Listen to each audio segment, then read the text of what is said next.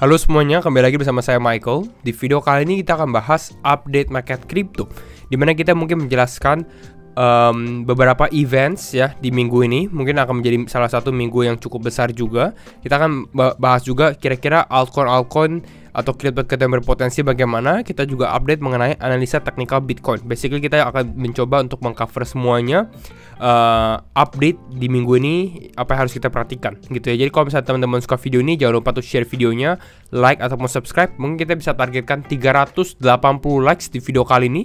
Jadi kalau teman-teman suka konten-konten seperti ini, jangan lupa untuk bantu like-nya juga. Dan thank you semuanya untuk supportnya. Kita bisa langsung masuk dulu ke dalam intronya ya.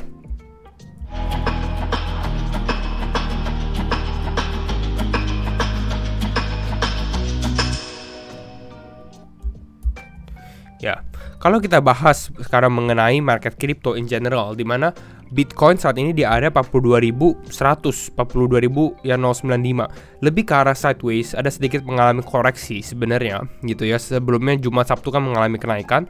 Jadi overall memang market ada sedikit lagi sideways moment nih. Gitu. Nah, pertanyaannya adalah apakah kita bisa naik lagi atau enggak. Tapi kita review dulu sebelum kita masuk ke technical. Dimana ya kita bisa lihat ya, strong performing coins masih seperti Conflux. Ini masih kita bahas di beberapa hari yang lalu juga. Conflux ini lagi ada banyak project. Chinese narrative atau China narrative karena menjelang tahun baru Imlek itu juga bisa terjadi. Jadi teman-teman bisa perhatikan China narrative gitu yang menarik ya. Saya masih mantau semuanya apakah benar-benar China narrative ini akan terjadi atau enggak. Kita lihat karena saat ini yang baru bergerak itu adalah CFX aja ya. Dan memang dia ada beberapa berita seperti produknya launching gitu ya. Nah, ada Sui yang memang strong performing coin, Manta yang sempat kita call juga, dan beberapa lainnya ya saat ini. Dan kalau kita lihat apa ada yang mengenai penurunan, yes ada, MNT atau Mantle, Bit Network, Akash, dan beberapa kripto lainnya ya. That's it sih sebenarnya ya. Fear and Greed kita di area 55, masih potensi di mana market ini sebenarnya nggak terlalu bullish ya. Orang-orang yang mungkin mau market naik, mereka berasa ini kayak market belum tentu bisa naik. Sedangkan orang-orang yang mau marketnya turun masih berpotensi ini kayaknya market belum tentu turun juga. Jadi ini kalau menurut saya ini undecision sih. Posisi di mana area netral lah. Dan memang secara Fear and Greed pun ini ya netral juga 55 gitu, walaupun slightly condong ke area greed. Nah, kita ngomongin beberapa berita terbaru. Ini bukan berita terbaru sih, tapi statistik aja. Dimana a lot of new Bitcoin ETFs ya, ada 9 yang baru ETF Bitcoin gitu ya, tapi nggak banyak but not a lot of new coins. Jadi ETF yang dipakai, Bitcoin yang digunakan ya atau yang di hold di dalam ETF itu sebenarnya nggak besar juga gitu. Kalau kita lihat saat ini ya, yang di held di ETF, dimana kalau kita lihat in the total spot Bitcoin ETF sekarang hold sekitar 637.000 Bitcoin ya. Tapi kita mempunyai 9 more ETF, kira-kira seperti itu. Nah, kita bisa lihat ya. Nah, kita bisa lihat bahwa ini lebih ke arah redistribusi daripada pertumbuhan. Ya mungkin saat ini, kalau menurut saya ini ya mungkin saat ini. Kenapa? Karena kita bisa lihat dari sini ya. Dari Grayscale gitu ya. Dari Grayscale ini pindah ke ETF lain lah. Intinya seperti itu. Jadi outflow dari ETF masukin ke dalam ETF lainnya. Dan saat ini memang yang masih menjadi interest adalah BlackRock ETF. Itu yang nomor 1. Yang nomor 2 itu adalah Fidelity punya. Ya karena memang ya adanya nama gitu ya. Nama dari traditional financial market seperti itu. Tapi overall efek ke dalam market crypto gimana? Efeknya sebenarnya ya Bitcoin kita lihat naiknya nggak terlalu signifikan. Ini seperti kita call juga, rata-rata mungkin Bitcoin itu buy the rumor aja, sell the news, tapi nggak terjadi lah. Jadi lebih ke arah sideways gitu ya. Playnya mungkin lebih ke arah Ethereum ya. Dan sempat kita bahas Ethereum itu di sini, Ethereum hype. Ya nanti mungkin saya akan membahas lagi untuk mengenai Ethereum. Kenapa Ethereum ini berpotensi sih gitu ya. Nah, tapi kalau kita lanjut ke dalam ini ya, untuk berita di minggu ini sebenarnya cukup menarik ya. Karena di tanggal Kamis atau Rabu dini hari itu akan ada FOMC. Tapi FOMC teman-teman notice gak ya? Tahun lalu atau beberapa tahun lalu FOMC itu is a big deal, sesuatu yang besar, istilahnya seperti itu. Tapi kalau kita lihat di tahun ini belum, atau beberapa bulan terakhir lah, belum secara impact ke dalam market itu nggak terlalu besar gitu ya. Dan tapi ada ya FOMC kalau untuk saat ini ya, ini kan tanggal 2 pagi ya, dini hari. Menurut CME sekitar 98% itu bakal pause, nggak akan naikin suku bunga. Saat ini kalau menurut saya di 2024 outlooknya adalah bukan naik, tapi kapan turun ya, kapan suku bunga turun. Ya mungkin Februari nggak, pause. Target potensi kita Fed itu akan, prediksi saya ya, Fed itu akan menurunkan suku bunga itu yang kencang itu mungkin di H2 atau half 2 ya. Jadi ya second half of tahun ini gitu. Jadi mulai dari Juli sampai Desember. Ya, jadi ini masih pause saat ini.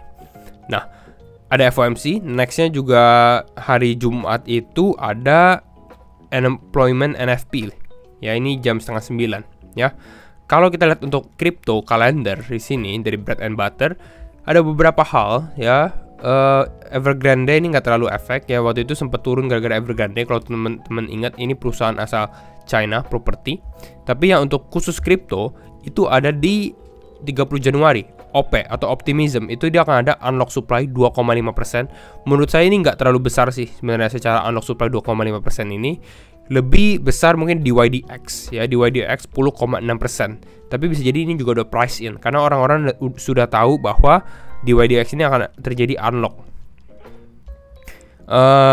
Nextnya mungkin yang menarik itu ini 2 Februari Apple Vision Pro launch gitu ya. Nanti kita dive ke beberapa deeper ya. Kalau di sini Ethereum Classic atau Ape Proposals, kalau teman-teman ada di sini, it's positive, it's good, tapi menurut saya nggak terlalu impactful lah untuk mungkin naik atau menaikkan harga atau ya kira-kira gitu.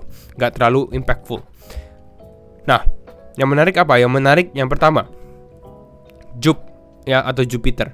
Kalau teman-teman lihat, Jup ini menjadi salah satu exchange, decentralized exchange yang aggregator sih sebenarnya, bukan decentralized exchange, aggregator yang salah satunya yang paling besar di Solana gitu ya. Dan yang kita tahu lah bahwa Solana punya ekosistem lagi hype sekali gitu. Dan Jup ini akan melakukan airdropnya mereka gitu, atau bukan airdrop tapi TGE atau token generation event lah ya. Nah, ini ada airdropnya. Dan kalau kita perhatikan ya, di Evo ya, Evo ini seperti decentralized exchange gitu ya. Jup ini udah bisa diperdagangkan, tapi ini sebenarnya adalah pre-launch tokens. Jadi ini sebenarnya belum launching, cuma udah bisa ditradingkan lah. Jadi bisa dikatakan orang-orang tuh menebak harganya untuk token Jup ini kira-kira berapa sih. Dan ini ada beberapa lainnya seperti DYM atau DIM ataupun Blast ya. Tapi kita bisa lihat yang lagi hot itu Jup. Bahkan dalam 24 jam terakhir itu naik 13,1%. Saat ini kalau menurut saya dia lagi di all time high sih. Jadi technically orang-orang yang mendapatkan airdrop yang mungkin bisa melihat, oh ini 0,74, artinya adalah kalau misalnya mereka mendapatkan 100 Jup, ya mereka udah bisa kira-kira nih mereka akan dapat berapa gitu, atau 1000 dan lain-lain gitu. Jadi ini hype ya, ini Jupiter. Katalisnya apa? Kalau menurut saya dari adanya airdrop Jup ini ya, Jup token mungkin bisa ke spill over ke dalam aggregator atau decentralized exchange lain gitu ya. Tapi market secara hype saat ini mulai lagi tone down, mulai lagi sedikit mengalami penurunan juga sih. Jadi kita lihat apakah itu bisa terjadi atau enggak ya. Nextnya juga ini saya sempat bahas juga sih, yaitu adalah Matic ya. Matic memang seems quite undervalued gitu ya, dan mungkin menjadi salah satu rekomendasi terbaru saya gitu ya. Karena ini kita lihat arbitrage optimism kenaikannya cukup signifikan, Matic justru agak lagging gitu. Jadi there is a potensi di mana Matic ini bisa lebih berpotensi ke depannya. Ya, pastinya juga kita kalau selain Matic gitu ya, kita ngomongin tentang Apple Vision Pro 2 Februari ya, 2 Februari. Ini bisa jadi katalis positif untuk AI coins, salah satunya yang pastinya RNDR atau render. Kita lihat 2 Februari itu kan hari Jumat ya. Coba kita balik ke sini ya. 2 Februari itu hari Jumat. Jadi kita akan lihat di trailernya atau di mananya, kalau misalnya mulai ada logo render, saya rasa tuh render punya price, harga itu kemungkinan besar akan naik gitu ya, kalau memang ada logo rendernya. Dan mungkin bisa ke spill over ke dalam AI coins gitu ya. Kita ngomongin tentang Apple Vision Pro, harusnya teman-teman udah cukup familiar lah dengan katalis ini atau berita yang ini ya, this narrative. Nah, kita bahas mungkin mengenai technical, tapi apakah ada yang bisa kita bahas lagi ya sebelum kita masuk ke technical? Oh, ini kita bahas mungkin lebih keadaan market crypto ya. Kalau kita ngomongin tentang altcoin ya, saat ini memang kita berpotensi lagi di altcoin season ya. Kalau teman-teman tanya saya secara pribadi, apakah this is the time untuk buy altcoin? Saya sih berasa enggak. Ya enggak terlalu baik gitu ya untuk saat ini. Ya, saya lihat Februari secara outlook mungkin lebih ke arah corrective wave. Kita di mana Bitcoin dari Oktober mulai naik. Ya, saya secara teknikalnya pun merasa bahwa bulan Februari ini adalah bulan yang mungkin lebih korektif aja sih, atau mungkin lebih ke sideways. Jadi pada saat market naik seperti ini, yang saya lihat ini mungkin kapan dia top gitu ya, membentuk lower high-nya mungkin, lalu mengalami penurunan. This is the time mungkin kita agak ada sedikit koreksi dulu, persis sebelum dengan halving ya, persis sebelum halving. Ya, secara target untuk koreksinya belum ada, saya belum analisa juga untuk target correctionnya, tapi secara outlook, secara sentimen itu yang saya perhatikan gitu ya. Bukan kita lihat potensi Bitcoin ke 50 ribuan, tapi justru melihat potensi Bitcoin mengalami penurunan. Walaupun secara short term saya juga sempat bahas di Telegram, di mana potensi untuk Bitcoin naik ke 44 ribu pun ini saya rasa masih ada gitu ya. Ini sebenarnya cukup bagus sih kalau kita lihat secara daily time frame ya, di mana market ini mulai konsolidasi di atas moving average ya, exponential moving average di sini, which is good. Target awal pada saat dia di sini, saya lihat mungkin dia ke 42.500 dan ini udah hit gitu ya. Dan kita kan mau update juga nih. Sebelum di video ini kita bilang kita akan update lagi. Dan kalau saya lihat untuk keadaan sekarang, there is a potensi di mana setelah dia hit 425, mungkin dia bisa up lagi sekali lagi untuk mungkin naik ke area sekitar kisaran 43-44 gitu.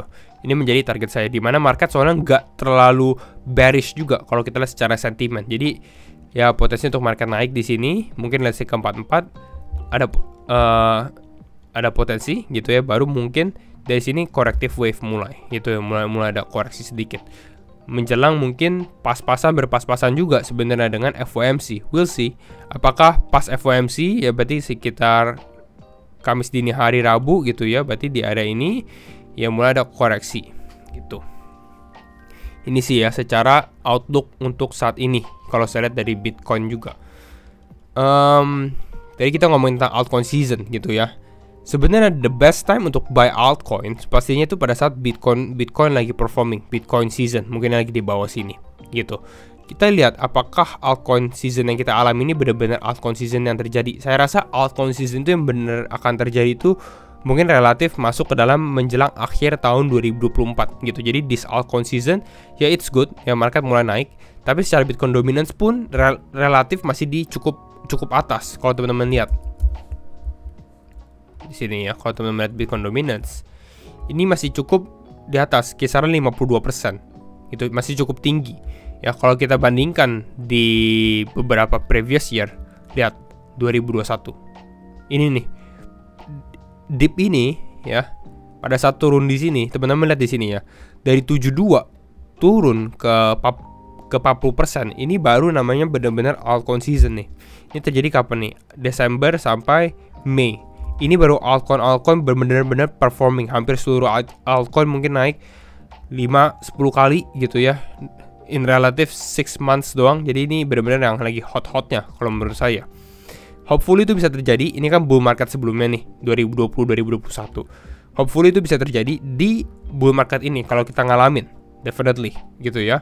Penurunan yang sangat signifikan ya, turun mungkin yang kita nggak ya, hopefully dia bisa tes lagi ke bawah sini gitu ya. Tapi kita jangan kasih target yang lebih konservatif mungkin. Let's say the next conservative target itu lebih karena dari sini. Kita lihat dari sini, dia turun ke bawah sini aja dari 52 ke 47 ya. Ini udah sekitar 10%. Ini altcoin udah jauh lebih performing gitu. Tapi biasanya sebelum hal itu terjadi, Bitcoin itu harus relatif make a strong move dulu gitu, baru bisa terjadi gitu ya. Tapi bukan berarti opportunity secara short term nggak ada. Nah, opportunity-nya apa? Tadi kita bilang Matic, tadi kita bahas chartnya Matic gitu ya. Tapi kita ada bahas Phantom juga. Saya bahas Phantom di mana secara grafik ya. Ya ini secara short term grafik dia juga underperforming dibandingkan dengan layer satu lainnya gitu ya. Dan kita sempat bahas beberapa Phantom cukup hot juga, cukup sering ya mungkin 2022 atau 2023 gitu ya. Dan Phantom technically ini sedikit mengalami breakout ya, walaupun kita lihat secara volumenya ya nggak terlalu besar sih. Jadi makanya kita lihat dia lebih ke arah sideways, bukan mengalami significant move. Tapi ini kita bisa bilang dia breakout. Dan secara harga ya ini juga bisa dikatakan breakout. Jadi ya kita lihat apakah Phantom ini bisa outperforming dalam beberapa hari ke depan. Ya target mungkin ke 0,41 which is still good nih. Kalau naik pun ya 8% masih oke, bahkan bisa naik lebih tinggi lagi ya. Testing ke area 0,44 pun masih possible sih gitu ya ke area ini. Gitu. Biasanya sebelum saya ambil trade nih, ini salah satu tips teman-teman. Nih kalau teman-teman nonton sampai akhir video jadi tahu tipsnya. Tipsnya apa? Tipsnya bukan hanya kita ambil tarik garis seperti ini liatin grafik, tapi kita lihat juga performa dia dibandingkan dengan Bitcoin bagaimana. Jadi kita bukan hanya lihat FTM USDT, tapi kita lihat juga FTM BTC gitu. Kita nggak mau trade atau kita nggak mau long di crypto gitu ya, yang secara performance nih waktu Phantom turun seperti ini, kita nggak mau nih di Phantom. Karena Phantom turunnya signifikan, sangat signifikan. Artinya apa? Artinya di sini Bitcoin turun 2%, Phantom bisa turun 10%, 8%. Yang kita mau justru lagi dia mulai uptrend di sini. Jadi mungkin Bitcoin naik 2%, dia bisa naik 8%, 5% gitu. Jadi lebih dari Bitcoin. Jadi ini adalah salah satu trik kalau teman-teman mau cari kripto yang berpotensi. Ya. Jadi I think ini dulu untuk update market crypto hari ini. Ya kita bahas beberapa chart altcoins, bahkan ada tips juga, kalender dan semuanya. Jadi kalau misalnya teman-teman suka video ini, jangan lupa untuk share videonya juga, like videonya. Ini menjadi crypto update untuk minggu ini. Dan thank you semua for watching and we will see you in the next video. Bye bye.